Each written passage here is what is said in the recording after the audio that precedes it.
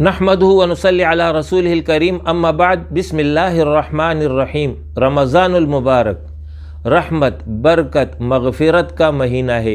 یہ وہ مہینہ ہے کہ جس میں اہل ایمان اعمال صالحہ اختیار کر کے اللہ رب العالمین کی رضا، اس کی خوشنودی اور اس کا قرب حاصل کر سکتے ہیں۔ اس مہینے کی عظمت اور اس حوالے سے ترغیب رسول اللہ صلی اللہ علیہ وسلم نے اس طرح دی ہے۔ آپ فرما رہے ہیں کہ جب رمضان کی پہلی رات آتی ہے تو شیطان، سرکش جن جکڑ دیے جاتے ہیں، جہنم کے دروازے بند کر دیے جاتے ہیں، ان میں سے کوئی دروازہ کھولا نہیں جاتا، اور جنت کے دروازے کھول دیے جاتے ہیں، ان میں سے کوئی دروازہ بند نہیں کیا جاتا۔ اور پکارنے والا یہ پکارتا ہے کہ خیر کے طلبگار آگے بڑھ اور شر کے طلبگار رک جا، اور آگ سے اللہ کے بہت سے آزاد کیے ہوئے بندے ہیں، تو ہو سکتا ہے کہ تو بھی انہی میں سے ہو۔ یہ وہ روایت ہے جس میں اس مہینے کی عظمت بھی ہے اور اس مہینے میں اعمال صالحہ کرنے کی ترغیب بھی ہے۔ اس حوالے سے کرنے کے چند کام ذکر ہو رہے ہیں۔ فرض نماز تکبیر اولیٰ کے ساتھ مرد حضرات مساجد میں ادا کریں، جبکہ خواتین اذان ہونے کے بعد گھروں میں ادا کریں۔ اس کے ساتھ ساتھ مستحب نمازیں، اس کا اہتمام ہونا چاہیے۔ اشراق کی نماز ہے، چاشت کی نماز ہے، صلاۃ الاوابین مغرب کے بعد 6 رکعت یہ نماز ادا ہوتی ہے، اس کا اہتمام ہونا چاہیے۔ پھر بطور خاص تہجد کی نماز، سحری کے وقت، سحری سے قبل کم از کم 8 رکعت، اور اگر یہ ممکن نہ ہو تو پھر 6، 4، 2 جو بھی ممکن ہو یہ نماز ادا کی جائے۔ تراویح میں مکمل شرکت ہو۔ تراویح 20 رکعت کی ہے تو 20 رکعت میں پورا قرآن سنا جائے، اور اگر 8 رکعت والی ہے تو پھر 8 رکعت میں پورا قرآن سنا جائے۔ مطلب یہ ہے کہ 20 والی میں 20 رکعتیں اور 8 والی میں 8 رکعتیں مکمل ہونی چاہیے تاکہ قرآن مکمل سنا جا سکے۔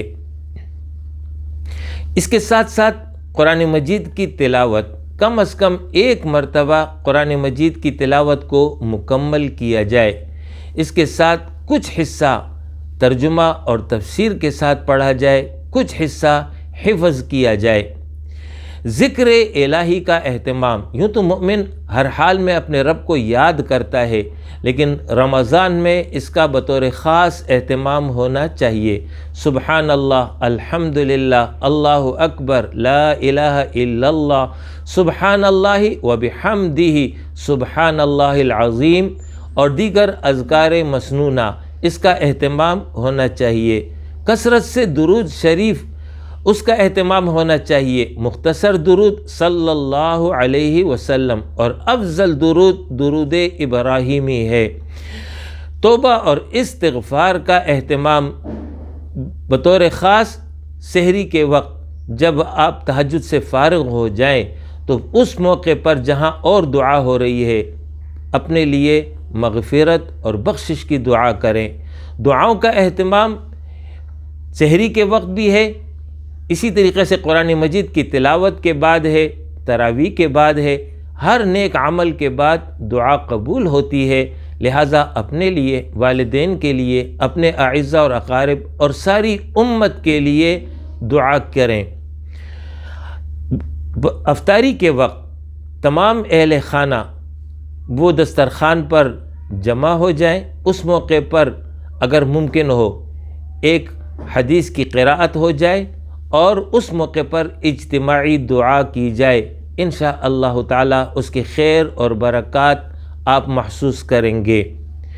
انفاق کا اہتمام کیا جائے، نفلی صدقات، اسی طریقے سے زکوٰۃ اگر ادا نہیں ہوئی ہے، زکوٰۃ کی ادائیگی کا اہتمام ہو۔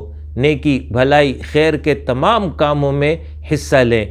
غریب، محتاج، ضرورت مند، یتیم، مساجد، مدارس، غرض نیکی کے جتنے بھی کام ہیں ان میں جو ہے انفاق کے ذریعے اپنا حصہ ضرور شامل کریں۔